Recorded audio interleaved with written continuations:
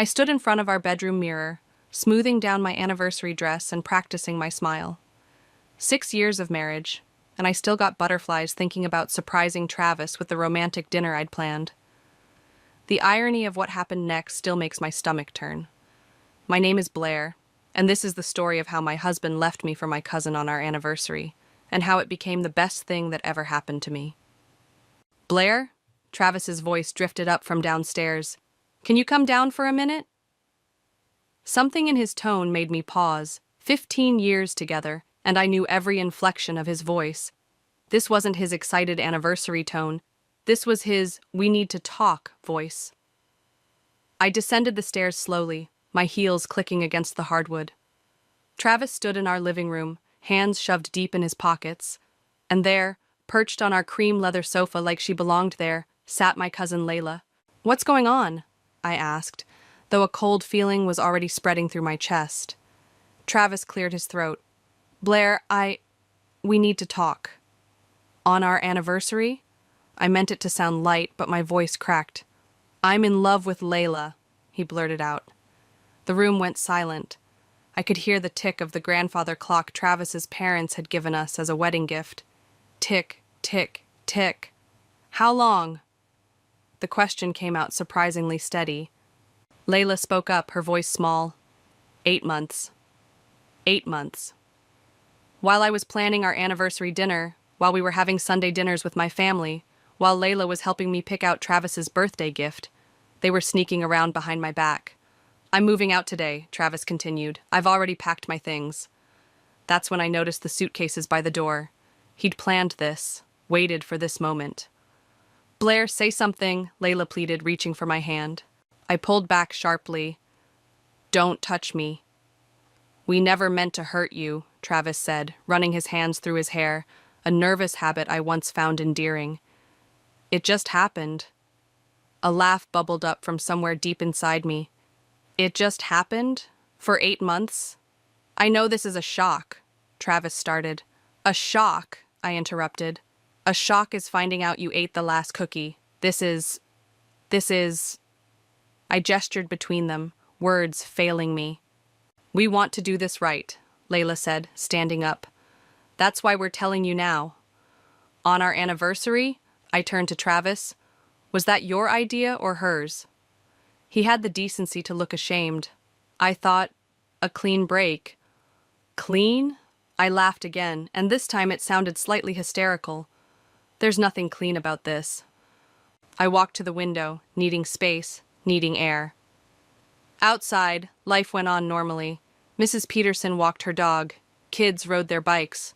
The world hadn't stopped spinning just because mine had imploded. "I'll get my things," Travis mumbled, heading upstairs. Layla hovered uncertainly. "Blair, I hope someday you can forgive." "Stop." I turned to face her. "Just stop.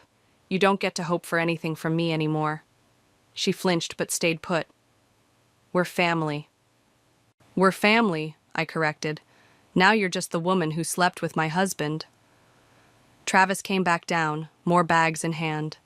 The sight of him packing up his life so efficiently made something snap inside me. "You know what's funny?" I said, my voice eerily calm. "I spent weeks planning tonight. Made reservations at Bella's, bought a new dress, wrapped your gift." I gestured to the silver-wrapped package on the coffee table. "Go ahead, open it." "Blair, I don't think—" "Open it." With trembling fingers, he unwrapped the package. Inside was a leather-bound journal filled with photographs and memories from our 15 years together. On the last page, I'd written about my hopes for our future. "I was going to tell you tonight that I'm ready," I said softly. "Ready for the baby we've been talking about." The color drained from his face. Layla made a choked sound. "But I guess everything happens for a reason, right?" I walked to the door and held it open. "Goodbye, Travis." They left quietly, Travis pausing at the threshold. "I really am sorry." I met his eyes.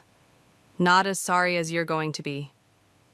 The door clicked shut behind them, and I stood there, alone in the house we'd built together. The grandfather clock kept ticking. Outside, a kid laughed.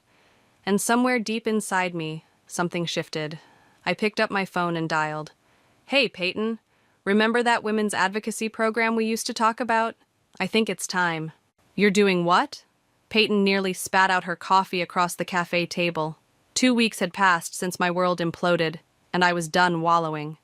Starting the advocacy program, I repeated, sliding my laptop around to show her the rough business plan I'd drafted.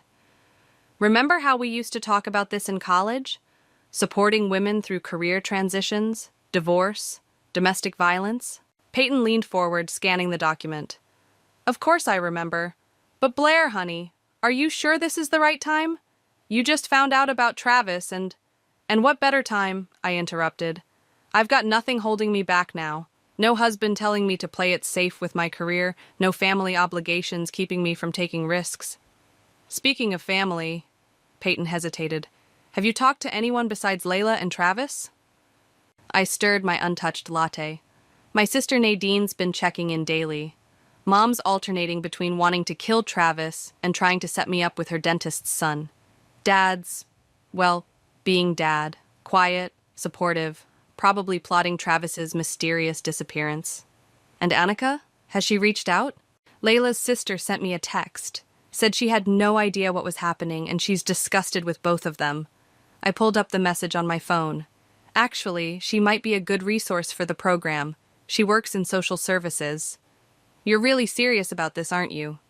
Dead serious. I opened another document. I've already found a potential space to rent. It's that old community center on Oak Street. They're practically giving it away because it needs renovation. Peyton's eyes widened. Blair, that's going to take serious money. I know. That's why I've set up a meeting with Eric Henry. The Eric Henry? The philanthropist? I nodded. He funds women's initiatives. I reached out through LinkedIn, and his assistant actually responded. Meeting's tomorrow. Holy shit. Peyton sat back. You're not messing around. No, I'm not. I closed my laptop. Travis and Layla thought they were writing the end of my story. They're not. They're just the catalyst for the beginning. My phone buzzed. Another text from Nadine. Heads up. Mom's on the warpath. Layla showed up at her book club. Oh God, I groaned, showing Peyton the message. Want to go watch the drama unfold? Actually, yes. I grabbed my coat. But first, help me pick out an outfit for tomorrow's meeting. If I'm going to convince Eric Henry to fund this program, I need to look the part. The next day, I sat in Eric Henry's sleek downtown office, trying not to fidget in my new blazer. He was younger than I expected, maybe early 40s, with kind eyes that seemed to see right through my professional facade. So, Ms. Rogers, he began, tell me why this program matters to you. I took a deep breath. Because 2 weeks ago, my husband left me for my cousin on our anniversary. His eyebrows shot up. That's certainly direct. I'm not telling you this for sympathy, I continued. I'm telling you because in the aftermath, I realized something. Women need support systems. Not just emotional support, but practical help. Career guidance, legal advice, financial planning. A community that lifts them up instead of tearing them down. And you think you're the right person to create this support system? I know I am. I opened my portfolio.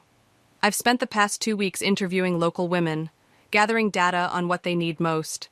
I've identified potential partners, created a business plan, and found an affordable space. What I need is someone who believes in this vision as much as I do. Eric leaned forward, studying my materials.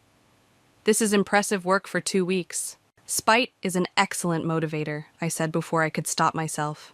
He laughed, actually laughed, and the tension in the room broke.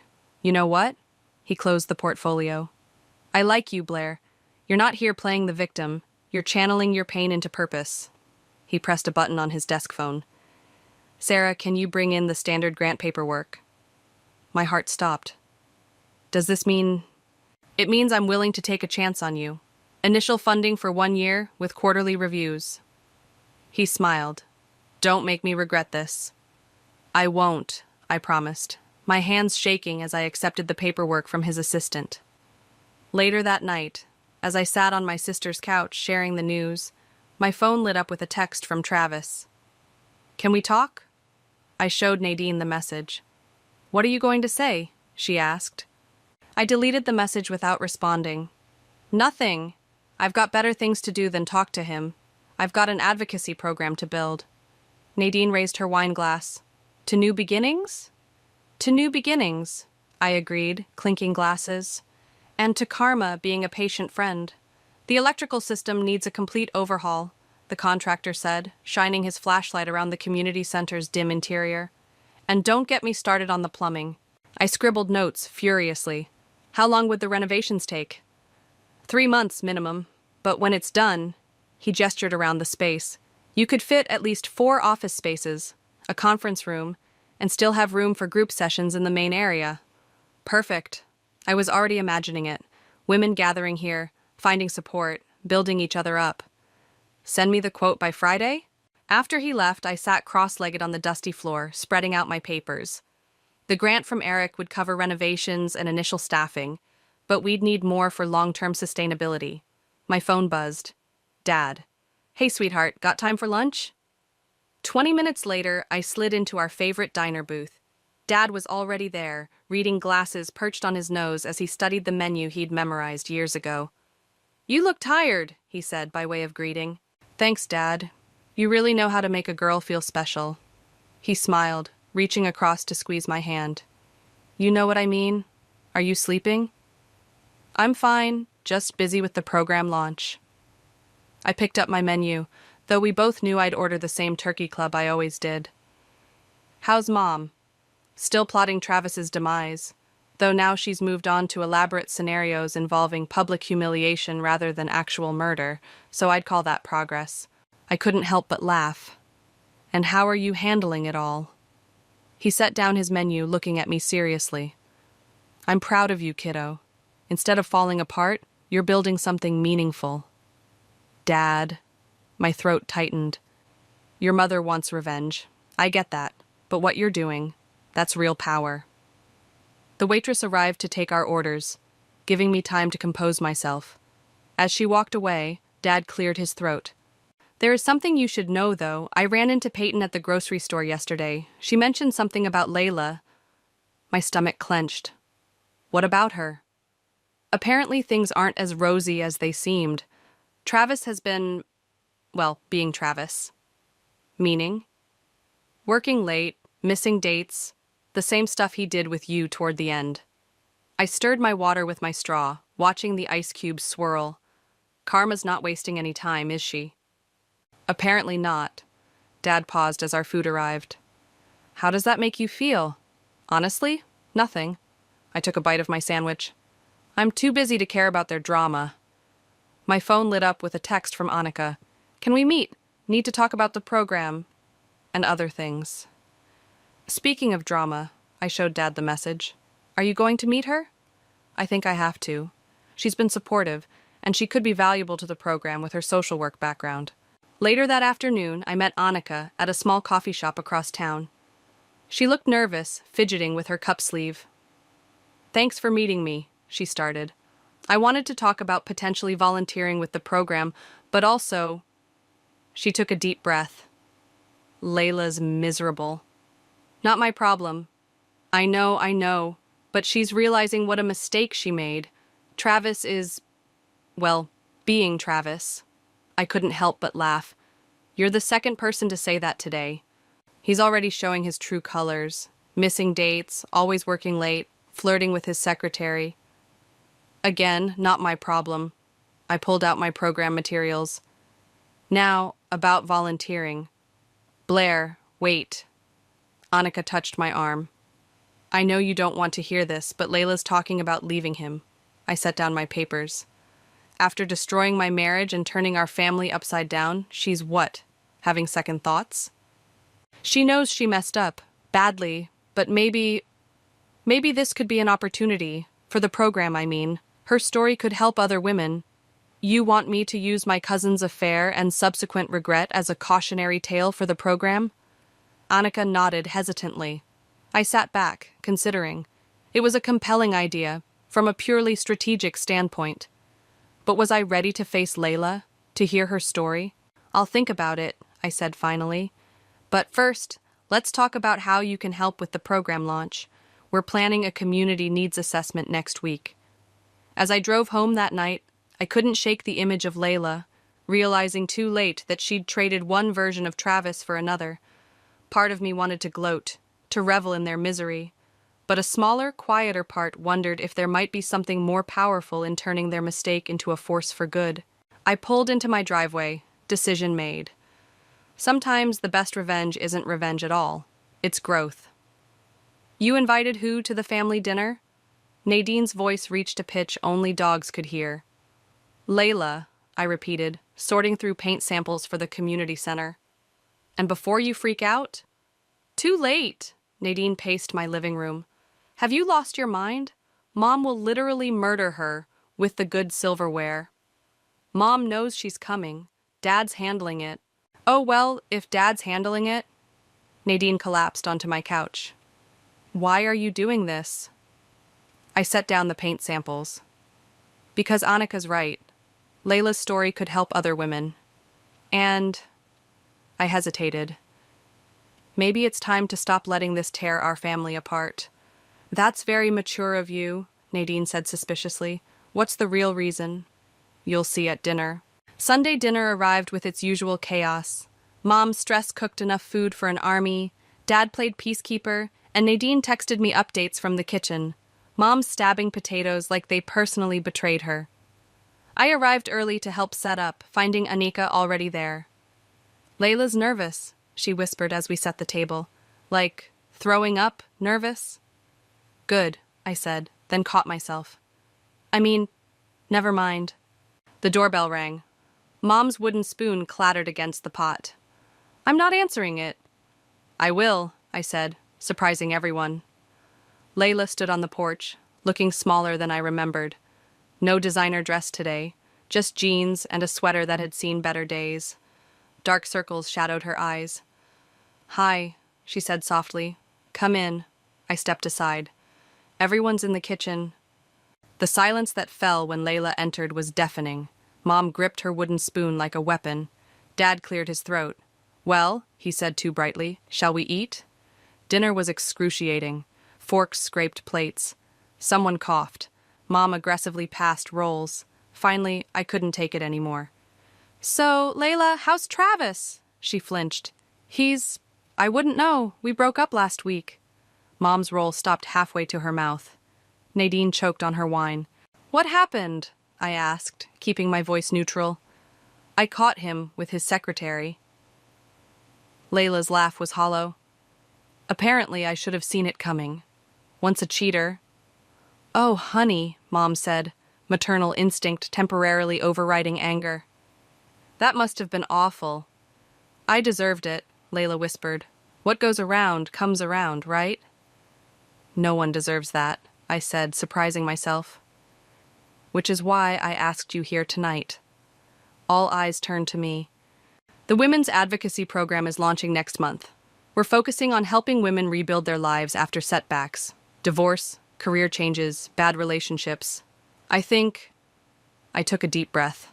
I think your story could help others avoid the same mistakes. You want me to what? Stand up and tell everyone how I destroyed my cousin's marriage and got my karmic payback? I want you to help other women understand their worth, to recognize red flags, to know they deserve better than being someone's second choice. Tears spilled down Layla's cheeks. Why would you want to help me after what I did?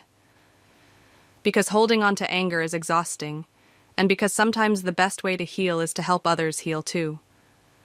Mom set down her spoon. Blair's right. What you did was terrible, but wallowing in it won't help anyone. Does this mean you'll stop plotting her death? Dad asked hopefully. We'll see, Mom sniffed, but I caught her small smile. Later, as everyone helped clean up, my phone buzzed with a text from Eric. Local news wants to do a story on the program launch. Interested? Everything okay? Nadine asked, loading the dishwasher. Better than okay. I showed her the text. The program's getting attention. Real attention. You know who's not going to like that? Nadine grinned. Travis. Travis doesn't get a vote anymore. Layla appeared in the doorway. I'll do it. I'll share my story at the launch. Maybe it'll help someone else avoid my mistakes. Thank you, I said. But Layla, This doesn't fix everything between us. I know. She twisted her hands together. But it's a start, right?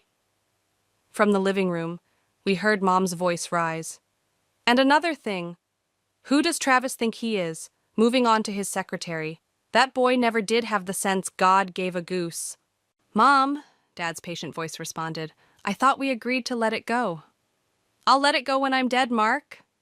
Nadine, Layla, and I caught each other's eyes and burst out laughing. It wasn't perfect, but it was progress. And sometimes, that's enough. As everyone left that night, I couldn't help but smile. The program was gaining momentum, family wounds were slowly healing, and karma was doing her thing. Travis wouldn't know what hit him when the news story broke. And we're rolling in 3, 2, 1. The news reporter smiled professionally at the camera. I'm here with Blair Rogers, founder of the Rising Phoenix Women's Advocacy Program, which opens its doors next week. Blair, what inspired you to start this initiative? I sat straight in my chair, wearing the power suit Eric had insisted I buy for press appearances. Sometimes life hands you a moment where you can either break down or break through. This program was my breakthrough. Sources tell us your own experience with divorce influenced this project? Yes, I said carefully. But this isn't about one person's story. It's about creating a support system for women facing all kinds of transitions. The interview continued smoothly until the reporter dropped her bomb. And how do you respond to rumors that your ex-husband's new girlfriend, your cousin, will be speaking at the launch event? I kept my smile steady.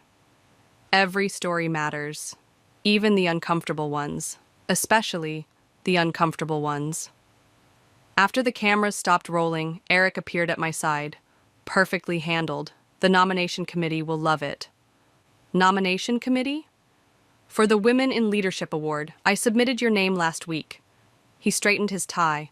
The ceremony's next month. Before I could respond, Peyton burst into the room. Blair, we have a situation. Travis is here. My stomach dropped. Here? Now? He's in the lobby. Says he needs to talk to you. Eric stepped forward. Want me to handle it? No, I said, standing. I've got this. Travis stood by the reception desk, looking exactly as I remembered, yet somehow different. Less intimidating. Smaller, somehow. Blair, he started, taking a step forward. This is a private building, Travis. You can't just show up here. I saw the news preview. He ran a hand through his hair. You're really going to let Layla tell everyone what happened? Afraid of bad publicity? My firm's partners won't like it. Your firm's partners? I laughed. That's what you're worried about? Blair, please. We can work something out. Maybe I could make a donation to your program in exchange for discretion? Let me get this straight, I said, my voice rising. You want to buy my silence, after everything? I'm trying to protect my career. Like you protected our marriage? The words shot out before I could stop them. You know what, Travis? This isn't about you. It's not even about me anymore. It's about helping women recognize their worth before they waste 15 years with someone like you. Is everything okay here? Eric appeared at my side, his presence solid and reassuring. Travis's eyes darted between us. Who's this?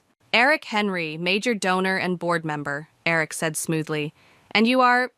leaving, I cut in. He was just leaving. Travis's jaw clenched. This isn't over. Actually, it is. I turned to Eric. Would you mind walking me back to my office? We should discuss that nomination. As we walked away, I heard Travis call out, You've changed. I looked back over my shoulder. Thank you. In my office, I collapsed into my chair. Well, that was fun.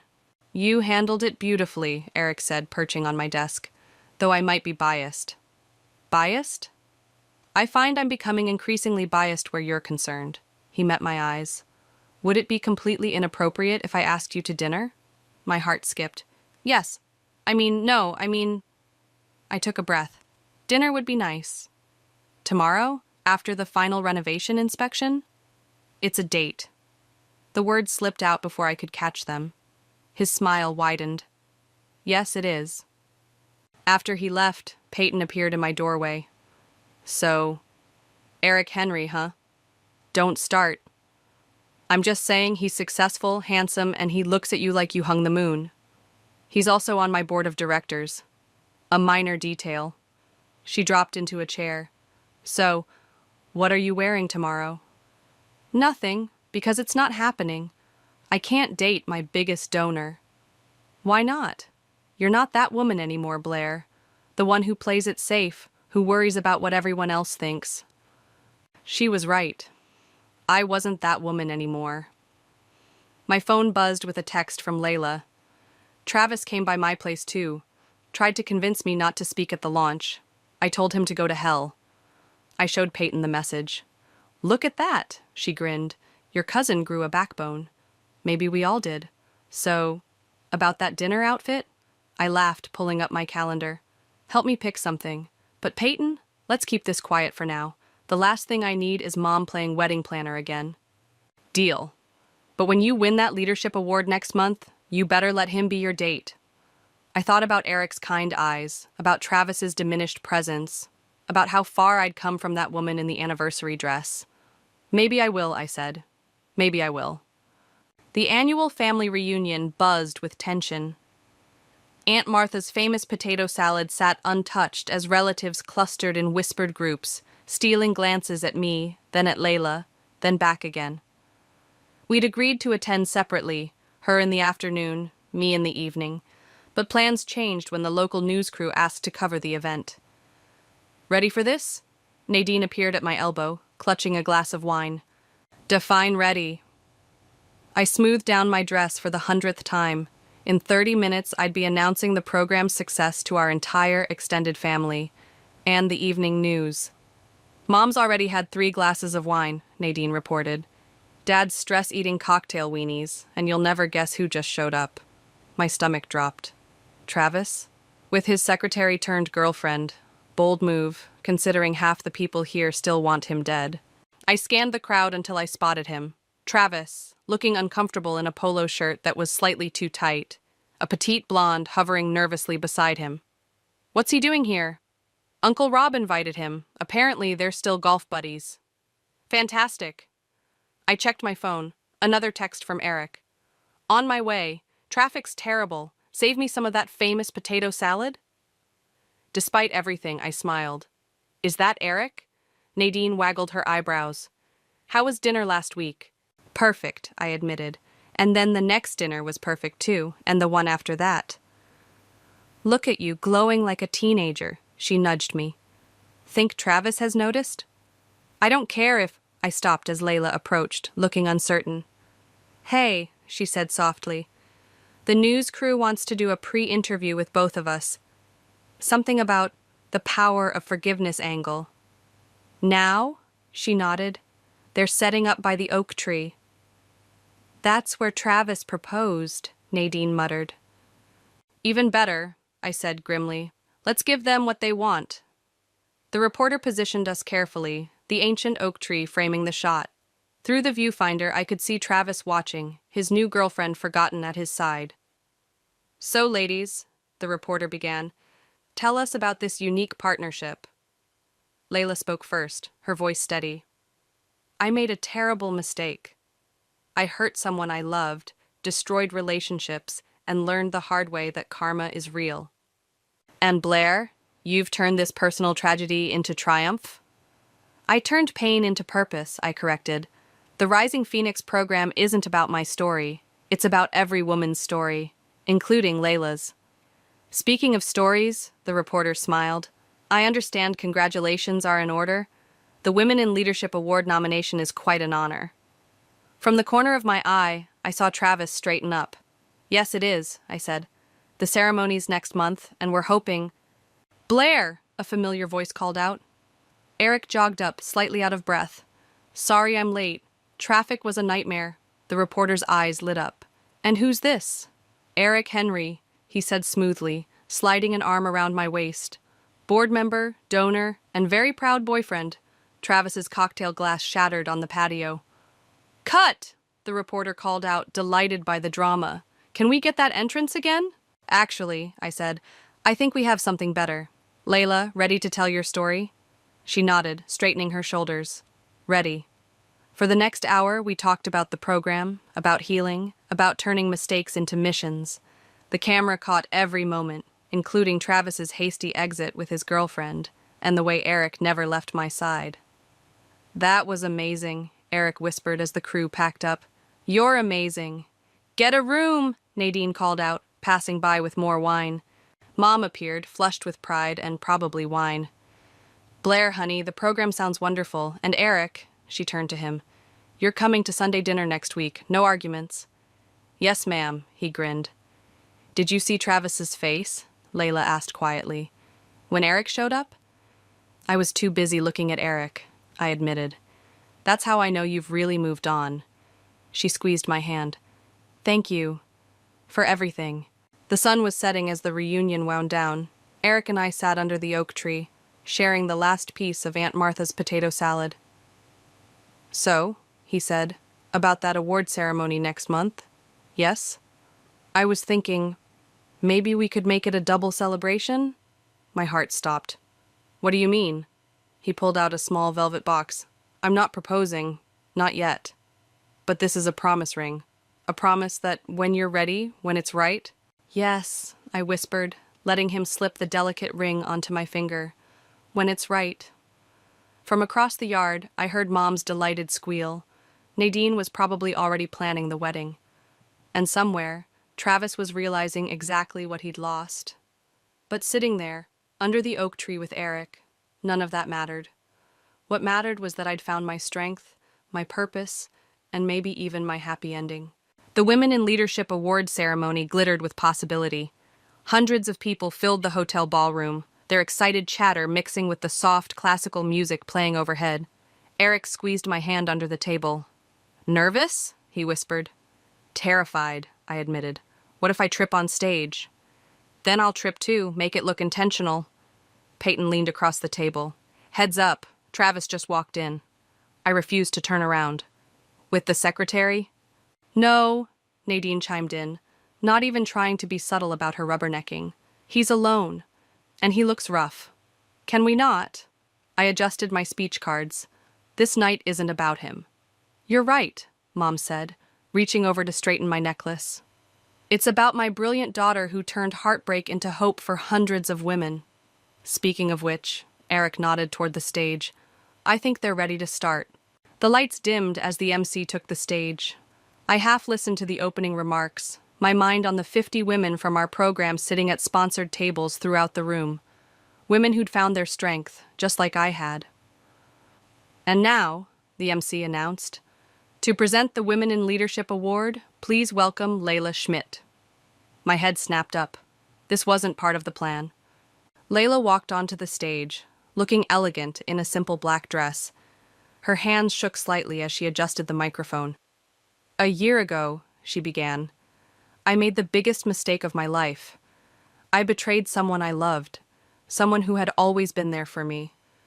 I thought I was choosing happiness, but I was really choosing destruction. The room fell silent.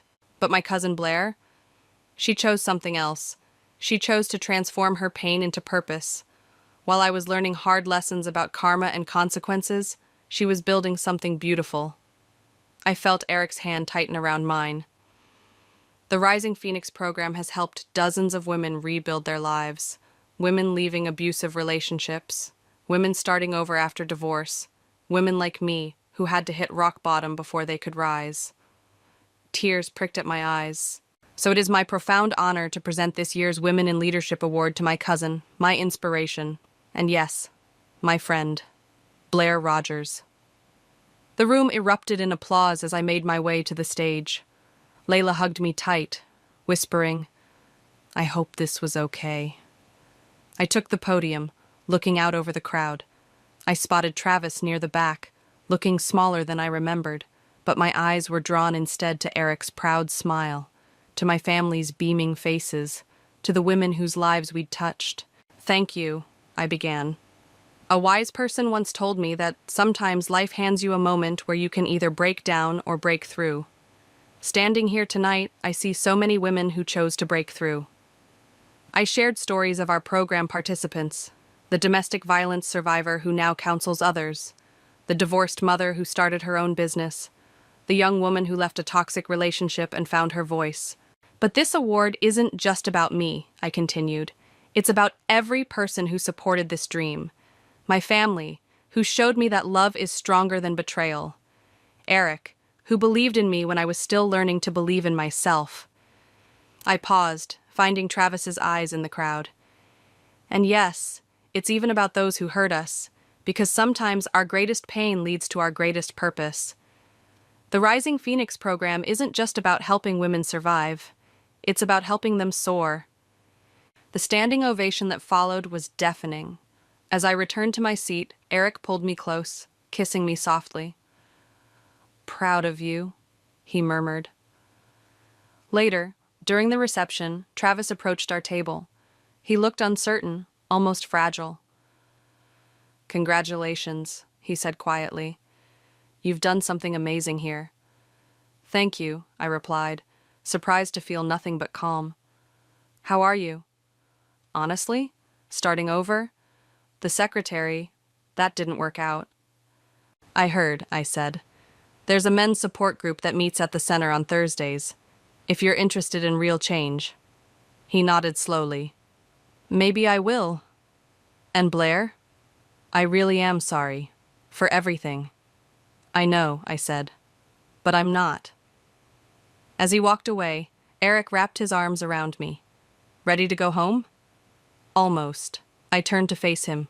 "Remember that promise ring?" "Of course." "I'm ready, when you are." His face lit up. "Yeah?" "Yeah." From across the room, I heard Mom's excited squeal. Somehow she always knew, and Nadine's delighted laughter.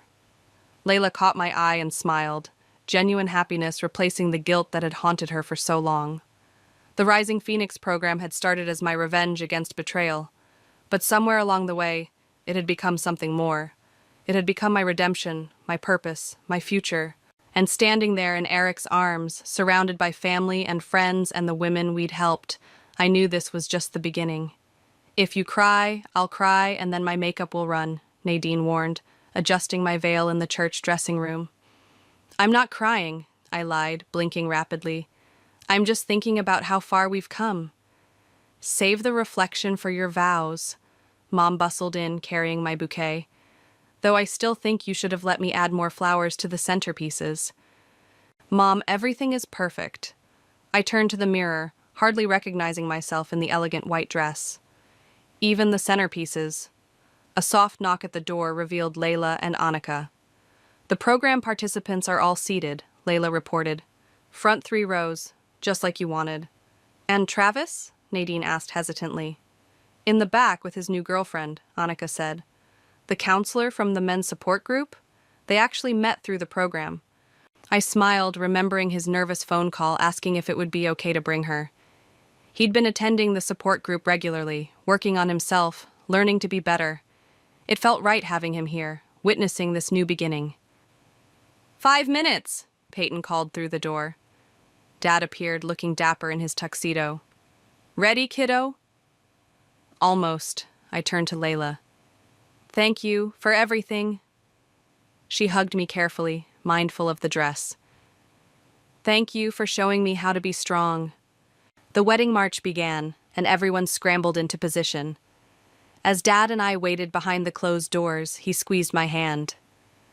"You know," he said softly, "sometimes the worst things that happen to us lead us to the best things." The doors opened, and Eric's face at the altar made everything else fade away. He looked at me like I was his miracle, his eyes shining with tears he didn't bother hiding. Our vows were personal, honest, real. Eric spoke about finding love when he least expected it, about watching me turn pain into purpose. I talked about learning to trust again, about building something beautiful from broken pieces. "The Rising Phoenix program taught me that every ending is just a beginning in disguise," I said, my voice steady despite the tears. "Eric, you didn't just believe in my dream, you helped make it soar, and I promise to spend the rest of my life soaring with you." The reception was a beautiful chaos of family, friends, and program participants. Mom danced with everyone, Dad gave an emotional speech that had the whole room crying, and Nadine caught the bouquet, though I'm pretty sure she tackled someone for it. "May I have this dance?" Travis's voice surprised me during a slow song. I glanced at Eric, who nodded encouragingly. "You look happy," Travis said as we swayed awkwardly. "Really happy." "I am." "The program. It changed my life too, you know. Made me face some hard truths about myself." "I know. Sarah told me you've been helping other men recognize their toxic behaviors." He smiled slightly. "Karma works in mysterious ways, doesn't it?" "It does." I spotted Sarah watching us, her expression gentle. "She's good for you." "She is. And Eric, he's everything I should have been." "No," I said firmly. "He's exactly who he is, and I'm exactly who I am. We can't change the past, Travis. We can only learn from it." The song ended, and Eric appeared at my side. "Mind if I steal my wife back?" Wife. The word sent tingles through me. Later, as Eric and I swayed to our last dance, I looked around the room. Mom and Dad, still so in love after 30 years. Nadine flirting with Eric's best man. Layla and Annika laughing with program participants. Travis and Sarah, heads bent close together, starting their own story of redemption. "What are you thinking?" Eric murmured in my ear. "I'm thinking about phoenixes," I said. "About how sometimes we have to burn everything down to build something better." "And did you? Build something better?" I thought about the hundreds of women we'd helped, the lives we'd changed, the strength we'd found together. I thought about the man holding me, who saw my broken pieces and called them beautiful. "We all did," I said. "Every single one of us." The music faded, but Eric kept holding me. "Ready for our next adventure?"